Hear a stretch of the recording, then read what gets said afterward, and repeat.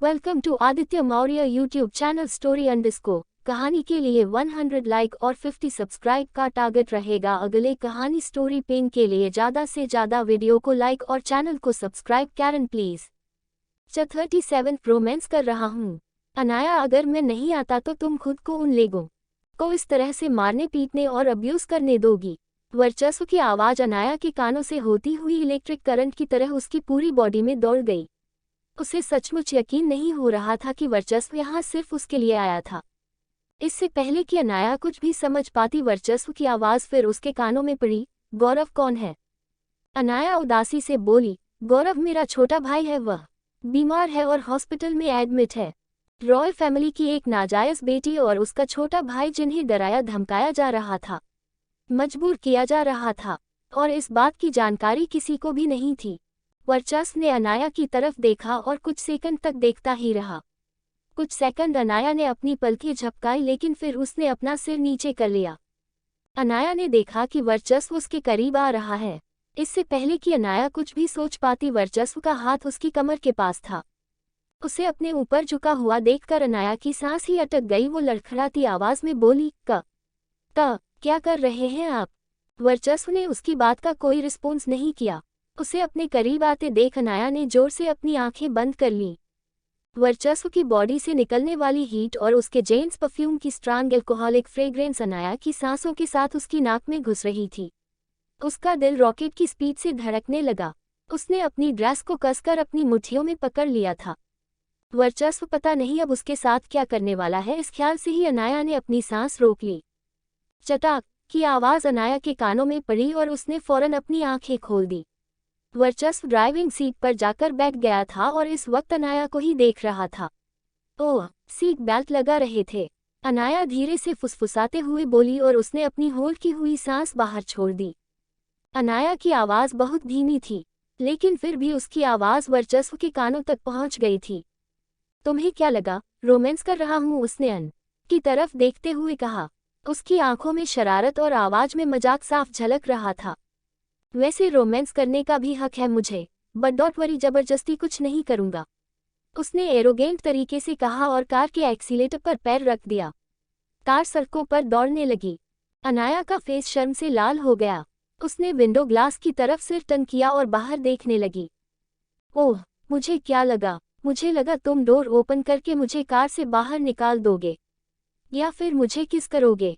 मन ही मन सोचते हुए नाया खुद को बहुत ज़्यादा एम्बेरस फील कर रही थी।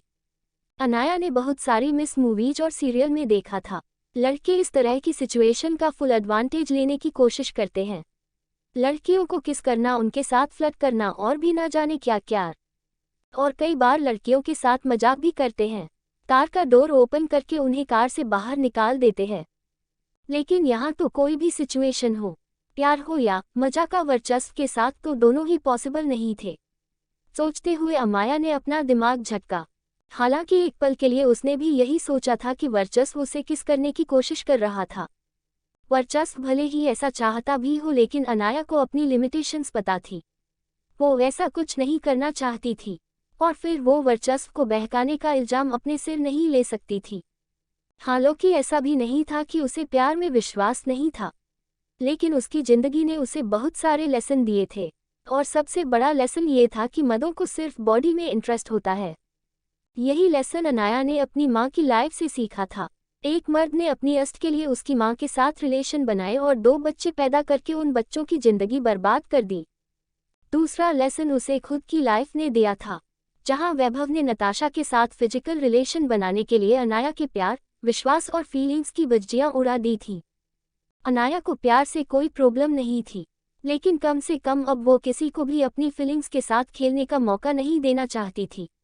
अब उसमें इतनी हिम्मत नहीं थी कि वह फिर से अपना दिल तुड़वाने का रिस्क ले सके। इसलिए उसने अपने दिल के चारों तरफ एक डिफेंस सिस्टम क्रिएट कर लिया था, और प्यार और फीलिंग्स को साइड में रख दिया था। अनाया अपने ख्यालों में गुम कब न्यू पैलेस पहुंच गई उसे पता भी नहीं चला। सर्वेट जल्दी से आइस पैक और मेडिसिन लेकर आ गया था। लाइए मैडम, मुझे करने दीजिए, कहते हुए मेड ने अनाया के हाथ से आइस पैक ले लिया। बिना मिरर के अनाया अपने फेस पर ठीक से आइस पैक अप्लाई भी नहीं कर पा रही थी और इस वक्त उसमें इतनी हिम्मत भी नहीं थी कि वह खुद अपने स्वेलिंग वाले फेस का रिफ्लेक्शन मिरर में देखे। मेड ने अनाया के फेस पर स्वेलिंग वाली जगह पर एक जेल अप्लाई किया। अनाया के फेस पर कुछ सेकंड तक हल्की सेंसेशन होती रही, लेकिन थोड़ी देर बाद उसका दर्द मैजिकली तरीके से गायब हो गया था। मेड बहुत ज्यादा केयरफुली उसकी चोट को ट्रीट कर रही थी। अनाया बोली, थैंक यू। मेड बहुत खूबसूरत थी। उसके बात करने का तरीका और ड्रेसिंग सेंस देखकर बिल्कुल नहीं लग रहा था कि वो मेड है, और उसका नेचर भी बहुत अच्छा था। You are welcome madam, this is my duty, कहते हुए मेड ने आइस पैक चेंज किया और फिर से अप्लाई करने लगी। आपको पहले कभी देखा नहीं, क्या आप पैलेस की मैन बिल्डिंग में नहीं आती? थैंक यू सो मच, आपने मेरे लिए इतना कुछ किया। क्या मैं आपकी खाने के लिए कुछ बनाऊं? North Indian, south Indian, Punjabi, या आप कुछ फास्ट फूड या इंटरकॉन्टिनेंटल खाना पसंद करेंगे? मैं इतना बुरा खाना नहीं बनाती, अनाया मेड की तरफ देखकर बोली। उसकी बात सुनकर मेड के हाथ कांपने लगे। उसने अपना सर झुकाया और बोली, थैंक यू मैडम, आप बहुत पोलाइट एंड काइंड है। आपको मेरे लिए ये सब करने की जरूरत नहीं है। एक सर्वेंट अंदर आया और उसने वहां सारा सामान हटा दिया। अनाया को मेडिसिन देकर मेड भी रूम से बाहर निकल गई। रूम में एक बार फिर शांति छा गई थी। अनाया वर्चस्व के ख्यालों में गुम थी। अगर वर्चस्व के गुस्से को कुमर कर दिया जाए तो वो सच में एक बहुत अच्छा एहसान था, या यूं कहे कि भगवान ने इस दुनिया में जो बहुत कम अच्छे इंसान बनाए थे, वो उनमें से एक था। हाँ, ये बात अलग थी कि उसने ओल्ड रेजिडेंसी में पलक झपकते ही वैभव की मां को गोली मार दी थी। वर्चस्व के बारे में सोचते हुए अनाया को अपने दिल पर वर्चस्व का एक और एहसान महसूस होने लगा। अपने genius mind, perfect personality, impactful और स्ट्रांग फैमिली बैकग्राउंड की दम पर अगर वह दुनिया के सामने अपनी सच्चाई बता दे तो इस बात में कोई भी हैरानी नहीं होगी कि एक से एक हाई प्रोफाइल लड़कियों का झुंड उससे शादी करने के लिए उमड़ पड़ेगा। जब वो अपनी रियलिटी दुनिया के सामने एक्सपोज करेगा तो ये खबर इंटरनेशनल लेवल पर तहलका मचा देगी। सोचते हुए अनाया अपने कपड़े बदलने चली गई। युवराज मैडम की चोट बहुत सीरियस नहीं है, मैंने जेल अप्लाई कर दिया है, कल सुबह तक स्वेलिंग पूरी तरह से ठीक हो जाएगी, मेड ने वर्चस्व को बताया, जो कि शुरू से ही अनाया के रूम के बाहर खड़ा था। तभी एक सर्वेंट उसके पास आया और उसने हाथों से सामान ले लिया और रिस्पेक्टफुल होते हुए बोला, डॉक्टर शर्मा आपके कपड़े, कहते हुए उसने काव्या के हाथों में एक व्हाइट कोट पकड़ा दिया। जब काव्या ने देखा कि वर्चस्व ने उससे और कुछ भी नहीं कहा तो काव्या अपने कपड़े चेंज करने के लिए चली गई। 2 कदम चलने के बाद ही काव्या ने अपना मोबाइल फोन निकाला और रोहन को टेक्स्ट कर दिया। युवराज को प्यार हो गया है क्या? सामने से रोहन का टेक्स्ट आया। क्या बात कर रही हो यार, तुम्हें ऐसा क्यों लगता है? काव्या ने टेक्स्ट किया, उन्होंने मुझसे कहा कि मैं उनकी वाइफ को ट्रीट करूं। मैं उनकी वाइफ के सामने ऐसे शो करूं जैसे मैं इस घर की नौकरानी हूं। उसे पता नहीं चलना चाहिए कि मैं डॉक्टर हूं और मुझे युवराज ने उसके ट्रीटमेंट के लिए बुलाया है। उसके साथ कुछ हंसने वाली इमोजी थी। वर्चस्व नहीं चाहता था कि अनाया को पता चले कि वह उसके लिए कितना ज्यादा कंसर्निंग था। उसने घर पहुंचने से पहले ही डॉक्टर को टेक्स्ट कर दिया था और डॉक्टर काव्या अनाया के पैलेस पहुंचने से पहले ही उसके ट्रीटमेंट के लिए न्यू पैलेस पहुंच गई थी। काव्या शर्मा कंट्री की बेस्ट सर्जन में से एक थी और वर्चस्व की personal doctor and health advisor और रोहन और आकाश की फ्रेंड भी थी। रोहन का कोई भी रिप्लाई नहीं आया। कुछ सेकंड बाद रोहन ने उसे कॉल किया, लेकिन रोहन की जगह उसके मोबाइल पर आकाश की आवाज आई। काव्या, यही आ जाओ, मिलकर बात करते हैं, साथ में डिनर करेंगे और हमें वहां की करंट सिचुएशन के बारे में भी सब बताना। उद्धरण चिन्ह। काव्या ने उनकी बात सुनकर अपनी आंखें घुमाई और मन ही मन उन दोनों को भर भर के गालियां दी। ये लोग कभी नहीं सुधरेंगे, इनको कुछ ज्यादा ही इंटरेस्ट नहीं है दूसरों की करंट सिचुएशन में। काव्या ने कॉल कट कर दिया। काव्या अनाया के बारे में सोच रही थी। अनाया बहुत प्यारी लड़की है, वो जितनी ब्यूटीफुल है उसका दिल भी उतना ही काइंड है। पता नहीं वर्चस्व जैसे बीस्ट के हाथों वो कैसे पड़ गई। पता नहीं ये वर्चस्व का गुड लक है या अनाया का बैड लक। काव्या ने अपना दिमाग झटका और पैलेस से बाहर निकल गई। रात काफी हो चुकी थी। वर्चस्व ने अपनी कुछ जरूरी फाइल को स्टडी करने के बाद अपना लैपटॉप बंद किया और स्टडी रूम से बाहर निकल गया। वर्चस्व अनाया के रूम के सामने से गुजरता हुआ जा रहा था कि अनजाने ही उसके कदम रुक गए। अनाथा के रूम का डोर लॉक नहीं था और हल्का खुला हुआ भी था। उसने हाथ बढ़ाकर डोर ओपन कर लिया। चांदनी रात थी और खिड़की का पर्दा भी खुला हुआ था। खिड़की चांद की चांदनी बेड पर पड़ रही थी। उसने देखा कि अनाया दूसरी साइड करवट लेकर सो रही है। वर्चस्व के कदम बेख्याली में ही कमरे में अंदर की तरफ उठ गए। उसके कानों में अनाया की सिसकने की आवाज आ रही थी। वो थोड़ा और आगे गया तो उसने देखा अनाया ने अपने दोनों घुटनों को फोल्ड करके अपने सीने से लगा रखा है। उसकी दोनों हाथों की हथेलियां भी उसके सीने से चिपकी हुई है। ये स्लीपिंग पोस्चर उसके अंदर की इनसिक्योरिटी और डर को शो कर रहा था। अनाया नींद में थी लेकिन फिर भी उसकी आंखों से आंसू बह रहे थे। शायद उसने कोई डरावना सपना देखा था। जब तक वर्चस्व कुछ भी सोच पाता, सबकॉन्शियसली उसकी उंगलियां अनाया के गालों से बहने वाले आंसुओं को पोंछने लगी। अनाया की ऐसी हालत देखकर वर्चस्व का दिल बुरी तरह से तड़प उठा। जब तक तुम मेरे साथ लॉयल हो मैं तुम्हें कुछ नहीं होने दूंगा। कहते हुए वो वहां से निकल रहा था कि अनाया ने नींद में उसका हाथ पकड़ लिया। वर्चस्व के बाहर की तरफ बढ़ते हुए कदम अचानक रुक गए। वह कुछ देर तक अनाया के चेहरे को देखता रहा। उसके फेस की स्वेलिंग पहले से कम हो गई थी, जिसे देखकर वर्चस्व को भी रिलीफ फील हुआ। वर्चस्व ने अपना हाथ वापस खींचना चाहा लेकिन अनाया की सॉफ्ट उंगलियां उसकी उंगलियों में उलझ गई। वर्चस्व के दिल में अजीब सी हलचल होने लगी थी। उसकी धड़कनें भी धीरे धीरे बेकाबू हो रही थीं। अब वो और यहाँ खड़ा नहीं रह सकता था। हालांकि उसका मन तो अनाया को अपनी बाहों में लेकर सोने का था, बट फिर उसने अनाया के हाथों से फोर्सफुली अपना हाथ छुड़ा लिया। उसने कमरे से बाहर निकलते हुए डोर क्लोज किया और अपने कमरे में आकर सो गया। अगली सुबह डॉक्टर काव्या के दिए हुए ट्रीटमेंट ने अनाया की फेस की स्वेलिंग पूरी तरह से ठीक कर दी थी। बस उसके लिप्स पर हल्का सा कट रह गया था, लेकिन फिर भी अब उसे ज्यादा पेन नहीं हो रहा था। अनाया ने शावर लिया और रेडी होकर नीचे की तरफ आ रही थी कि उसने दूसरी मंजिल की रेलिंग से झांककर हाल में कुछ ऐसा देखा जिसे देखकर वह शॉक्ड रह गई। पूरा hall single pole landing rack कपड़ों से भरा हुआ है। वेस्ट फुटवेयर और ज्वेलरी बॉक्स का ढेर लगा हुआ है। 10-12 सर्वेट कपड़ों को अरेंज करने में लगे हुए थे। वर्चस्व सोफे पर बैठा हुआ था और हरीश सर्वेट को सारा सामान अरेंज करवा रहा था। पूरा हॉल किसी सुपरमार्केट की तरह लग रहा था, जहां सिर्फ और सिर्फ लड़कियों के सामान बिक रहे हो। हरीश की नज़र रेलिंग पर खड़ी हुई अनाया पर पड़ी तो उसने वहीं से उसे देखते हुए स्माइल की और बोला, गुड मॉर्निंग मैडम, युवराज ने आपके लिए कपड़े खरीदने देखिए, ये सब आपको जरूर पसंद आएंगे। अनाया एकदम से शॉकर हो गई। वर्चस्व ने इतने सारे कपड़े खरीदे हैं? क्या वह एक लेडीज आउटफिट्स की दुकान खोलना चाहता है? अनाया नीचे आई और आकर वर्चस्व के सोफे के पास खड़ी हो गई। उसे समझ में नहीं जा रहा था कि वह क्या कहे। उसे सच में बोलने के लिए राइट वर्ड्स नहीं मिल रहे थे। युवराज, ये सब क्या है? कहते हुए उसने हैरानी से वर्चस्व की तरफ देखा। वर्चस्व ने अनाया की तरफ देखा और बोला, क्या तुम्हें ये सब पसंद नहीं आए? नहीं, मेरा मतलब ये तो बहुत सारे हैं। और आपने मेरे लिए कपड़े क्यों खरीदे? मेरे पास पहनने के लिए कपड़े हैं। अनाया हिचकते हुए बोली। अनाया के पास जो भी कपड़े थे वह उसके हिसाब से पहनने के लिए काफ़ी थे और उसे सच में और कपड़ों की ज़रूरत नहीं थी। तुम्हारे कपड़े उठाकर डस्टबिन में फेंक दो, वह सारे कपड़े। वर्चस्व ने अपनी वॉइस टोन से यह जाहिर कर दिया था कि उसे अनाया जो कपड़े पहनती है वो कितने चीप और रिपीटेटिव है, वह बिल्कुल उन्हें पसंद नहीं करता। वर्चस्व की बात सुनकर अनाया ने मुंह बना लिया। उसके कपड़ों में क्या बुराई थी? कॉलेज में सभी लोग इस तरह के कपड़े पहनते हैं। अगर वह इतने महंगे कपड़ों को पहनकर कॉलेज जाएगी तो लोग क्या सोचेंगे? अनाया जिस तरह की मॉडलिंग फील्ड में थी, उसे इस बात का अंदाजा था कि जो कपड़े वर्चस्व ने उसके लिए खरीदे हैं उनमें से सबसे चीप कपड़ों की कीमत भी हजारों में थी। अनाया ने वर्चस्व की तरफ देखते हुए कहा, युवराज, मैं अभी भी कॉलेज स्टूडेंट हूँ और मुझे इस तरह के कपड़े कॉलेज में नहीं पहनना। अनाया वर्चस्व के दिए हुए कपड़े पहनने को तैयार नहीं थी।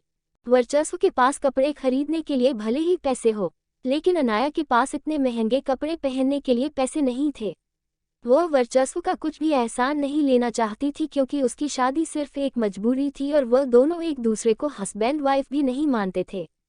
वर्चस्व सोफे से उठकर खड़ा हुआ और बोला, मुझे ऐसा नहीं लगता कि कॉलेज में भी इस तरह के कपड़े पहनने में कोई प्रॉब्लम है। कहते हुए वह वहां से जाने लगा। वह इस टॉपिक पर अनाया के साथ बहस करके अपना टाइम वेस्ट नहीं करना चाहता था। उसने सर्वेट का ऑर्डर दिया, जाओ और जाकर सारे कपड़े अलमारी में ऑर्गेनाइज कर दो।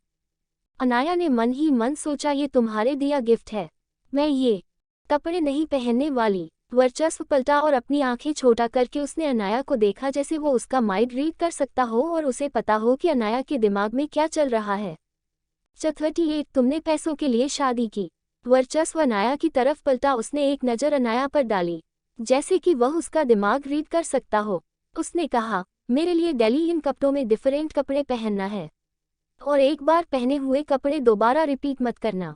अनाया ने धीरे से अपना लोवर ये वाइट किया, लेकिन उसने वर्चस्व से कुछ भी नहीं कहा। सर्वेंट ने जाकर क्लॉक रूम में सारे कपड़े, फुटवेयर, बैग, एक्सेसरीज अच्छी तरह से ऑर्गेनाइज कर दिए थे। अनाया ने सबसे पहले कपड़ों को देखा। सारी ड्रेसेस बहुत ट्रेंडी एंड स्टाइलिश थी। उसने कुछ ऐसे कपड़े सिलेक्ट किए जिनकी कीमत थोड़ी कम थी। ये हर बार जब भी कोई ड्रेस पहनती उसका प्राइस टैग कट करके अपने पास रख लेती थी, ताकि फ्यूचर में वर्चस्व को ड्रेसेस के लिए पे कर सके। वो अपनी पर्सनल चीज़ों के लिए वर्चस्व से कोई भी एहसान नहीं लेना चाहती थी। उसने ज्वेलरी और बाइग्स को टच तक नहीं किया। जब वर्चस्व ने अनाया को अपने दिए हुए कपड़े यूज़ करते देखा तो फाइनली उसे बहुत सुकून मिला। वो अनाया के बारे जितना ज़्यादा सोच रहा था उसे उतना ही अच्छा फील हो रहा था। अनाया के कॉलेज स्टार्ट होने वाले थे। अनाया वर्चस्व के साथ इस मैटर में कुछ फॉर्मल डिस्कशन करना चाहती थी। वो मॉडलिंग यूनिवर्सिटी की स्टूडेंट थी। क्लासेस स्टार्ट होने के बाद उसे अपनी क्लासेज भी अटेंड करनी थी और यूनिवर्सिटी की साइड से होने वाले इवेंट में पार्टिसिपेट भी करना था। पैलेस और यूनिवर्सिटी के बीच काफ़ी डिस्टेंस था। अगर अनाया दिल्ली पैलेस से यूनिवर्सिटी जाती तो उसका काफ़ी सारा टाइम आने जाने में बेस्ट होने वाला था, और वो वर्चस्व से इन सारे मैटर पर डिस्कस करना चाहती थी। आज एक वीक होने को आया था। अनाया में वर्चस्व को पिछले दिनों से देखा तक नहीं था कुछ। जब उसे वर्चस्व के बारे में कुछ भी पता नहीं चला तो फाइनली उसने हरीश की हेल्प लेने के बारे में सोचा। हालांकि अनाया को हरीश से वर्चस्व के बारे में पूछना अच्छा नहीं लग रहा था, लेकिन उसके पास और कोई ऑप्शन भी नहीं था। अनाया ने हरीश से पूछा, अंकल क्या युवराज आज रात वापस आ जाएंगे? हरीश ने बिना किसी हेसिटेशन की अनाया को सीधे सीधे दे दिया, मुझे नहीं पता मैडम, राज कब वापस आएंगे। वर्चस्व अपने बिजनेस मैटर्स को शार्ट करने के लिए एक हफ्ते से यूरोप गया हुआ था और पगली 2 दिन बाद वापस आने वाला था। अनाया ने हैरानी से पूछा, तबीयत और अंकल युवराज की? वर्चस्व की तबीयत को लेकर अनाया को थोड़ी फिक्र हो रही थी। देखने पर तो वर्चस्व हमेशा ही फिट एंड हेल्दी नजर आता था। अगर उसे अपनी बीमारी के चलते पेट दर्द भी होता था तो भी वह उसे अपनी फेस पर कभी दिखने नहीं देता था। अनाया की बात सुनकर हरीश बोला, मैडम अगर आपको युवराज की फिक्र है तो आप खुद ही यह बात उनको क्यों नहीं बताती? आप उनकी वाइफ है, आप उन्हें अच्छे से एडवाइस दे सकती हैं। हरीश बहुत ही स्ट्रेटफॉरवर्ड पसंद था। उसे जो भी कहना होता वह सीधे सीधे बिना किसी टर्न एंड टू ट्विस्ट के अपनी बात कह देता था। वैसे तो हरीश जानता था कि वर्चस्व ने सिर्फ अपनी दादी की खुशी के लिए अनाया से शादी की है, और वर्चस्व की लाइफ में अनाया की कोई खास वैल्यू भी नहीं थी, लेकिन वह फिर भी अनाया को जितना समझ पाया था वह एक चीज़ के लिए कोर था। अनाया बहुत ही ऑटल और काइंड हार्टेड शनी थी, और हरीश का लाइफ एक्सपीरियंस उसे बार बार यह मानने पर मजबूर करता था कि अनाया वर्चस्व के लिए एक परफेक्ट मैच है। हरीश की बात सुनकर अनाया को थोड़ा ऑकवर्ड फील हुआ। मैं कहते हुए उसने एक नज़र हरीश को देखा और स्माइल करते हुए वहां से जाने के लिए अपने कदम बढ़ा दिए। मैं और उस सनकी को एडवाइस करूं? नो वे, मुझे नहीं पता इस बात के लिए वो मुझे कितना इंसल्ट करेगा। सोचते हुए अनाया अपने रूम में आ गई। वर्चस्व ने अपने प्राइवेट जेट बाहर निकलकर जमीन पर कदम रखा ही था कि उसका मोबाइल वाइब्रेट होने लगा। उसने पॉकेट से अपना मोबाइल निकाला। स्क्रीन पर हरीश का नंबर फ्लैश होता हुआ देखकर वर्चस्व को थोड़ा स्ट्रेंज लगा। वर्चस्व ने कॉल रिसीव करके हेलो कहा। हरीश ने उसे ग्रीट किया और पूछा, युवराज आप वापस कब आ रहे हैं? हरीश का क्वेश्चन सुनकर वर्चस्व की आईब्रो सिकुड़ गई। पास्ट में हरीश ने कभी भी उसे कॉल नहीं किया और न ही उसने ये जानने की कोशिश की थी कि वर्चस्व कब कहाँ से आएगा और कब जाएगा। उसने सीधे सवाल पूछा, आप क्यों पूछ रहे हैं अंकल? हरीश बोला, युवराज मैडम को आपकी हेल्थ की फिक्र हो रही थी। मैडम नहीं चाहती कि इतने दिनों तक बाहर का खाना खाकर आपका पेट खराब हो जाए। अनाया नहीं जानती थी कि घर में जो इंसान उसे देखकर मुस्कुरा रहा है वह चुपचाप वर्चस्व को कॉल करके ये तक बता देगा कि अनाया वर्चस्व के बारे में पूछ रही थी। वर्चस्व ने हरीश की बात सुनकर एक नज़र उस गिफ्ट बॉक्स पर डाली जो वो अनाया के लिए लेकर आया था। उसके होंठों पर एक अलग सी स्माइल थी। मैं आज ही वापस आ रहा हूँ अंकल, कहते हुए उसने कॉल डिस्कनेक्ट कर दिया।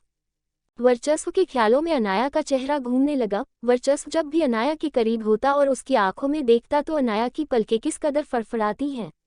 ये सोच सोच कर ही वर्चस्व की फेस से स्माइल जाने का नाम नहीं ले रही थी। और जब हरीश ने बताया कि अनाया उसकी फिक्र कर रही थी और उसके वापस आने के बारे में पूछ रही थी, तो ये सुनकर ही वर्चस्व इतना खुश था कि उसके पेट में तितलियां उड़ने लगी थी। अजय ने वर्चस्व को देखते ही कार का डोर ओपन कर दिया। जब उसने वर्चस्व को स्माइल करते हुए देखा तो उसकी भी रानी का ठिकाना नहीं था। अजय काफी वक्त से वर्चस्व के साथ था। उसने पहले कभी वर्चस्व को इस तरह से स्माइल करते हुए नहीं देखा था, लेकिन आज वर्चस्व जिस तरह से मुस्कुरा रहा था उसे देखकर ही लग रहा था कि वह बहुत खुश है। वर्चस्व को कभी बिजनेस मैटर से फुर्सत ही नहीं मिलती थी। उसकी जिंदगी में सिर्फ एक ही चीज की वैल्यू थी और वह था उसका काम। लेकिन इस बार वर्चस्व एक ज्वेलरी ऑक्शन में गया था, वो भी अनाया के लिए ज्वेलरी लेने। पहले वर्चस्व हफ्तों पहले से गायब रहता था। उसके कहीं भी आने जाने का कोई टाइम नहीं था, लेकिन इस बार वो वापस लौटते वक्त बहुत एक्साइटेड था। सच तो ये था कि उसकी आंखों को भी अनाया को देखने की आदत हो गई थी। शाम ढलने लगी थी, लेकिन अनाया को पता नहीं क्यों कुछ अच्छा फील नहीं हो रहा था, तो वह वॉक करने के लिए गार्डन आ गई। तभी उसका मोबाइल रिंग करने लगा। उसने देखा कि मोबाइल स्क्रीन पर सारा का नंबर फ्लैश हो रहा है। जैसे ही उसने कॉल रिसीव किया, सामने से सारा की घबराई सी आवाज उसके कानों में पड़ी। अनाया, मैंने सुना है कि नताशा और वैभव इस मंथ के लास्ट वीक में एक दूसरे के साथ एंगेजमेंट कर रहे हैं। क्या वैभव तुम्हारा बॉयफ्रेंड नहीं है? नताशा की एंगेजमेंट तो बचपन में ही रॉयल फैमिली के युवराज वर्चस्व प्रताप सिंह से हो गई थी ना? फिर ये सब क्या है? एंगेजमेंट, वह भी इतनी जल्दी? सारा के मुंह से उन दोनों की एंगेजमेंट की न्यूज सुनकर अनाया शॉक्ड हो गई और उसकी हैरानी से आंखें फैल गई। तारांकन, what the hell is going on? क्या बोलूं मैं? एंगेजमेंट करने के लिए मारे जा रहे हैं दोनों।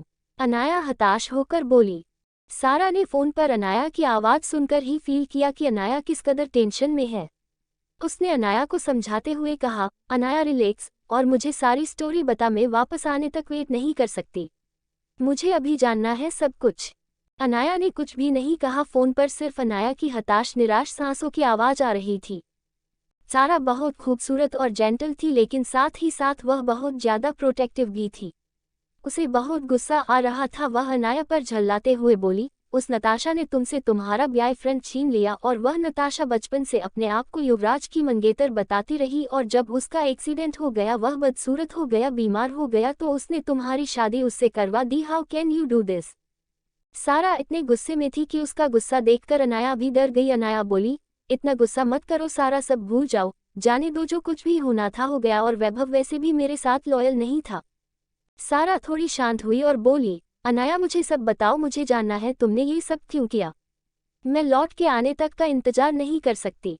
अगर तुमने मुझे सब कुछ अभी नहीं बताया तो मैं सीधा फ्लाइट लेकर जयपुर एयरपोर्ट पर लैंड कर लूंगी।